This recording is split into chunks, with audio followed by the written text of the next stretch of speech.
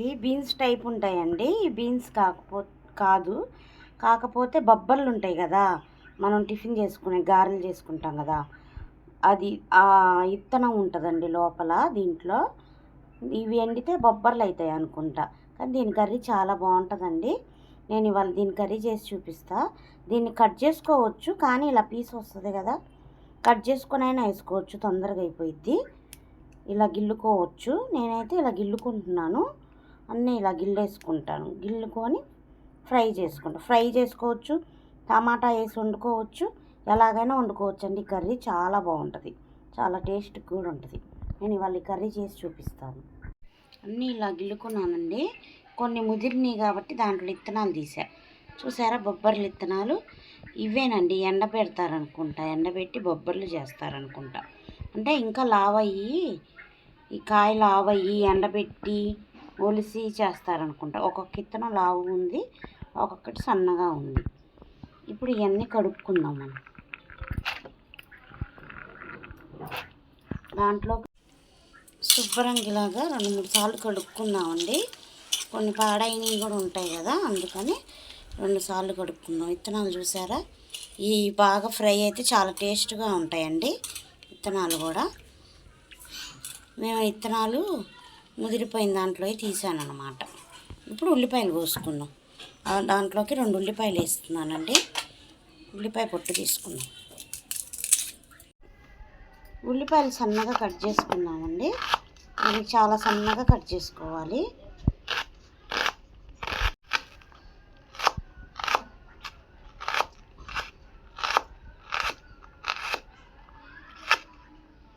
అన్నీ ఇలా కట్ చేసుకున్నాం ఉల్లిపాయలన్నీ.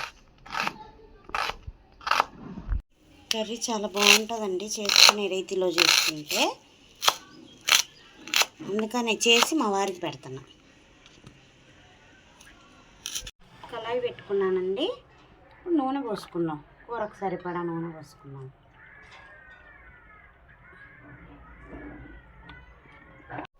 ఆవాలు, పచ్చనపప్పు, సాయి మినపప్పు వేసుకున్నామండి. అది కొంచెం వేగాక కరివేపాకు వేస్తాం. ఫ్రెష్ కరివేపాకు అండి, మా చెట్టుదే. కరివేపాకు కూడా వేసుకున్నాం. ఇప్పుడు ఉల్లిపాయలు వేసుకున్నాం. ఉల్లిపాయలు కొంచెం బాగా ఫ్రై అవ్వాలండి.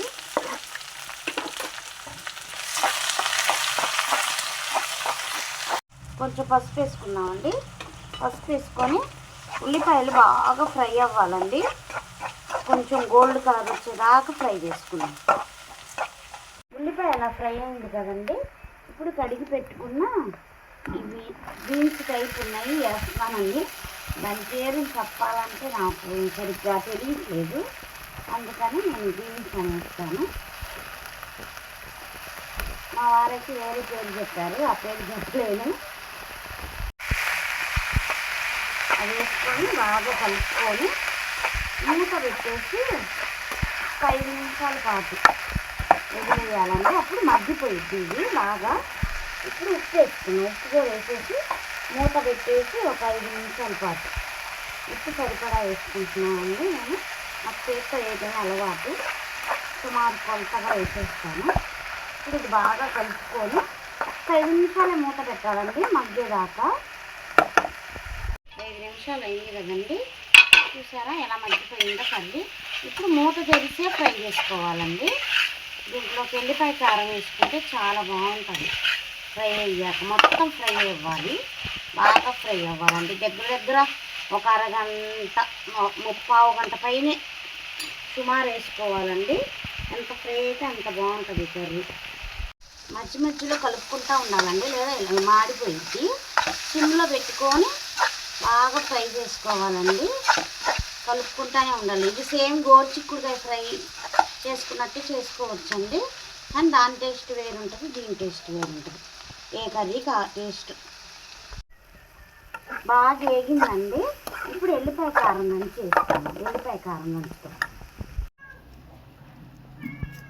ఎల్లిపాయలు పొట్టు తీసుకునే పని లేదండి, అలాగే దంచుకోవచ్చు.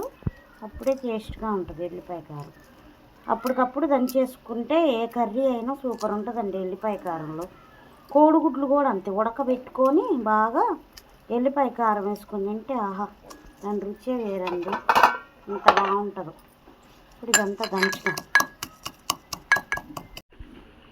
1 స్పూన్ కారం వేసుకుంటున్నానండి, కూరకు సరిపడా కారం వేసుకున్నాను. ఇప్పుడు మళ్ళీ దంచుకున్నాం, ఎల్లిపాయ దంచుకున్నాం కదా, ఎల్లిపాయ నీరంతా కారానికి పట్టేదాకా దంచుకున్నామండి. బీన్స్ వేగింది కదండి, ఇప్పుడు ఎల్లిపాయ కారం వేసుకున్నాం. స్పూన్తో వేసుకుంటున్నానండి.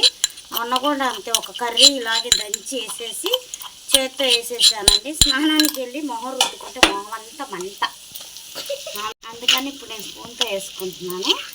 ఇప్పుడు ఎల్లిపాయ కారం వేసాం కదా, సిమ్లో పెట్టుకొని ఫ్రై చేసుకోవాలి, ఎందుకంటే కారం ఆడిద్ది కదండి. అందుకని సిమ్లో పెట్టేసుకొని దగ్గర ఒక 5 నిమిషాల పాటు ఫ్రై చేసుకోవాలి. మళ్ళీ కూర రెడీ అయిపోయిందండి, చూసారా ఎంత బాగుందో. ఇప్పుడు వేరే బౌల్లోకి వేసి చూపిస్తాను. చూసారండి ఎంత బాగుందో, ఎంత కలర్ఫుల్గా ఉందో కర్రీ. అసలు పప్పులో నంజుకున్న అన్నంలో కడుపుకున్న విడిగా ఎంత టేస్ట్గా ఉంటుందండి ఈ కర్రీ.